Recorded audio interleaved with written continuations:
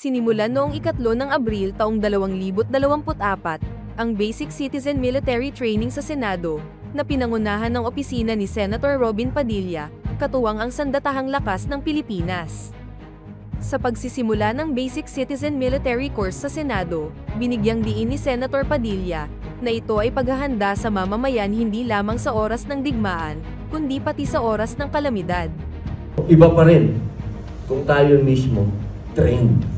Yung alam natin kung ano yung gagawin natin kapag ka merong emergency. Hindi lang to usapin ng gera. Itong ginagawa natin na ito ay para sa kapayapaan at kaligtasan ng kapwa natin. Nagpasalamat rin si Senator Padilla sa Philippine Navy Naval Reserve Command sa pamumuno ni Major General Joseph Ferris Soriano Quezon para sa training. Ang kailangan natin unang matutunan kasi ang ituturo sa atin kung paano ang may leader, may follower. Sa training natin, malalaman natin kung sino yung mga leader natin, kung sino yung susundin natin, kung ano yung protocol natin, para sa pagdating ng emergency, alam natin kung sino ang may command, ang chain of command.